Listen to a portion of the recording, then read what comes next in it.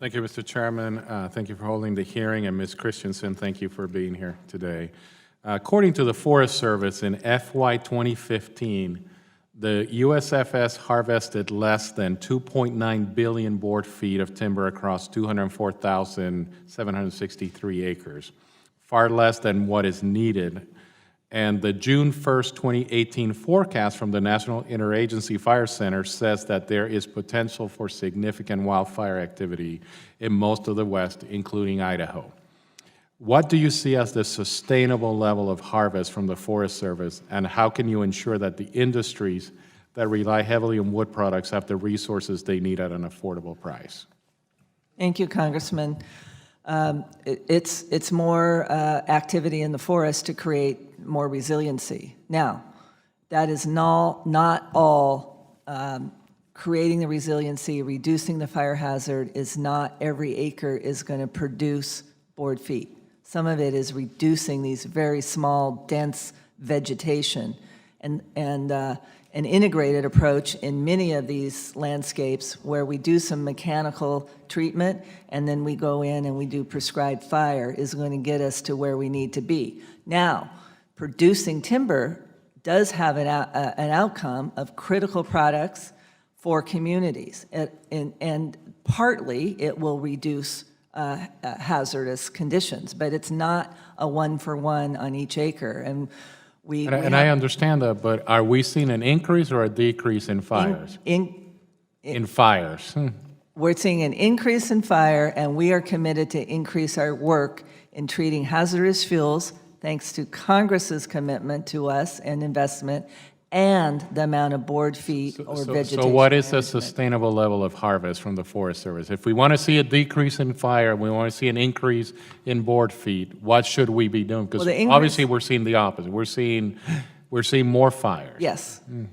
We are committed to go up to 4 billion board feet in the next 2 years. Okay. The forest products industry in Idaho and I are also concerned about the costs associated with NEPA compliance. As you know, time spent preparing NEPA documents pulls valuable taxpayer dollars from other parts of the Forest Service. A report from 2016 found in 2006 alone, the nearly 6,000 actions required by NEPA cost the Forest Service nearly $365 million. That number is curious to me because it averaged out to about $1 million a day over the course of a year.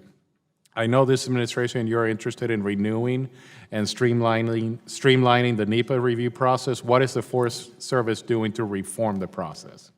Thank you. We launched a concerted effort 8 months ago, and it is, I call it deconstructing the entire process. It's not to cut corners, but it's to rebuild back the analysis based on good science that is needed and nothing more than what is needed. So we held 13 workshops across the nation, got good ideas from 55,000 comments on our notice to do new rulemaking for our procedures and our policies, and getting down, training our line officers. We are deconstructing across our whole agency, and I'm pleased to report in just 8 months, we have reduced the timeline, and in that 8-month period, we've reduced the cost by $30 million. So we saved $30 million that we can put on active management on the ground, and we're just getting started. What are your long-lasting solutions for this problem? Our long-lasting solution is better training, more simplified processes, using our science in the right place where we need it to be defensible in our good quality environmental decisions, and being inclusive but not overdoing the process and what's unneeded. We have a goal of a 10% improvement this year, a 10% next year, and in 19, and a 20% improvement in 2020. Okay. Our office is frequently contacted by county commissioners who struggle to pay the bills for schools, roads, bridges. The Forest Service routinely relies on stewardship contracts and Good Neighbor Authority to do work necessary in the forest. So you're aware Good Neighbor Authority and stewardship contracting do not require revenue sharing with the counties. How can we encourage the Forest Service to use traditional timber sales so that local communities can benefit economically? Yeah, I definitely hear the concern, Congressman. We have found that by using all three tools, we are able to get more work done. We're able to do it with our partners across boundaries at a landscape level. But I do understand the consequences that only timber sales provides the revenues. Now, with the new secure rural schools, that Congress gave the funds that the county really needs, as they were dependent on. Right, thank you.